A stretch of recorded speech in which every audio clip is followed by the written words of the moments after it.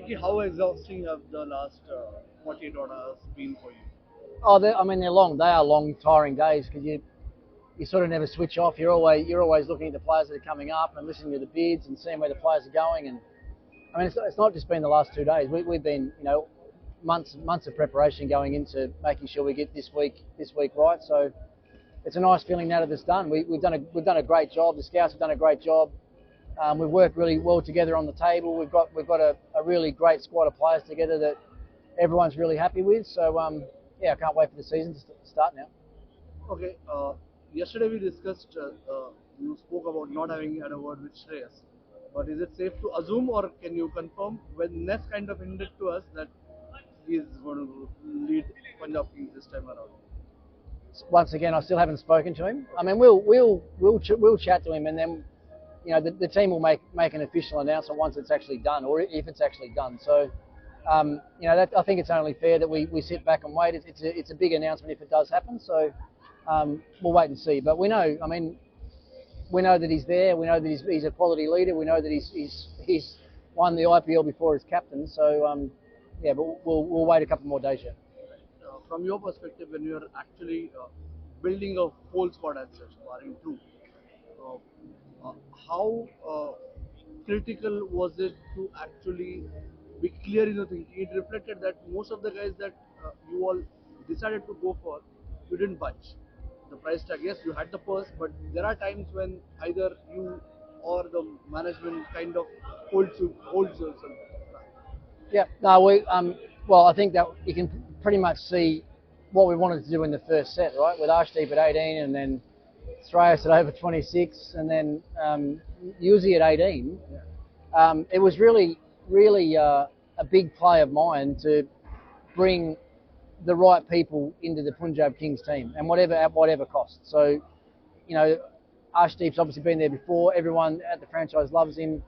I've worked really closely with Shreyas over the years, and I've actually coached Yuzi before as well at Mumbai back in the day, and he's a terrific character to have in your team. So that was really important to us. We did that, yeah, and then that's sort of flowed over into today, and we've ended up with a good squad. Right. I know a player's worth is not really decided by the value that's attached to him at a player auction. But considering the auction dynamics, who would you say uh, was a pleasantly surprising, reasonable buy? Um, or maybe Wadera.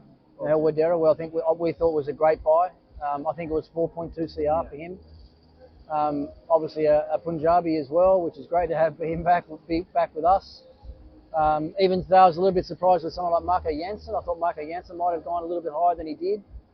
I thought Asmatullah might have gone higher as well, being a world-class all-rounder like he is. Yeah, I mean, even Bra actually. Bra we thought might have been a bit. I think we got him for 1.5 maybe.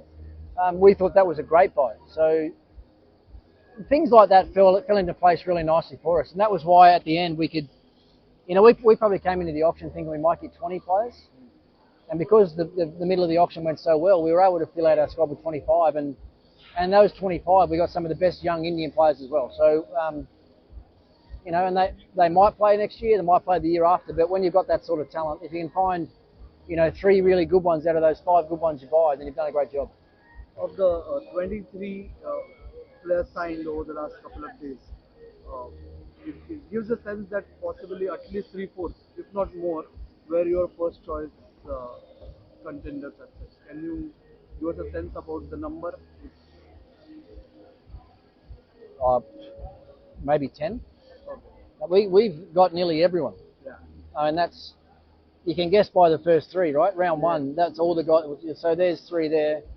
But everyone that we've got, we didn't get anyone by fluke. Everyone that we've got was on the radar, right? So then you just got to weigh up whether you can afford the money that they come out at. So, but with ours, it was like the numbers that we budgeted was just about what they went for. So the scouts did a great job there. We pretty much missed out on no one. So that's I think why everyone's really excited about what we've done. Okay. The last bit from your perspective, starting with a single ownership focus, you moved on to a joint ownership setup, and now you have four owners to deal with.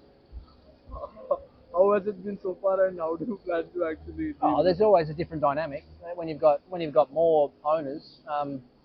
But the thing that worked really well for us here is how well we work together as a team.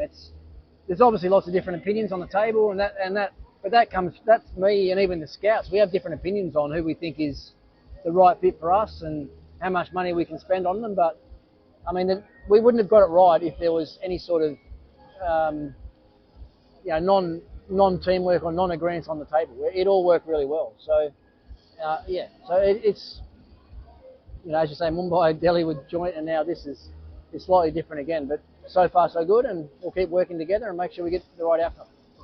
The last bit, from an IPL auction perspective, this time around there are a lot of rule changes and all. Now that we are done with the auction, uh, do you have any suggestions or any modifications that I know it's really early, but Um, oh, no, I mean the only one that the franchises might want to talk about is just the whole RTM thing. If that's the right way to go about it, with another team getting another crack at after your RTM. Um, that might be revisited. I don't know. It certainly works well for the player, I guess, that there's a chance that they can go for more.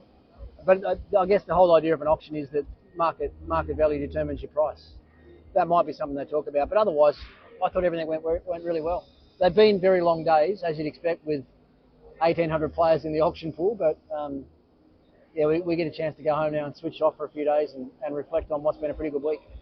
with regard to the timing of the auction, there has been a lot of ruckus back home in Australia, clashing with the test match and during in the middle of a test match. Do you see it having a lot of impact on some of you or the international calendar as such? I mean, it wasn't ideal for me with my other job, but it is what it is. I mean, I think the only thing that Justin Langer was in the same boat as me. We've got big jobs and big commitments back in Australia, but everyone's got other jobs that they've got to be here for, right? So, and I wasn't thinking so much for me. I was thinking about the players' perspective as well. Like, I would imagine that the last thing the players wanted to be thinking about and have on their mind is what's happening in an IPL auction. So, I mean, when I knew that it was going to be around this window, and then I saw the test schedule when there was a 9 or 10 day break, I just automatically figured that it might have been in there. I'm not saying it was wrong to have it when it was, but it would have worked out a lot nicer for me if it had been in the gap. But I'm here. We've got it done. Go back home for a couple of days and then start getting ready for the second test. Thanks a lot, All right. Ricky. Thanks, man.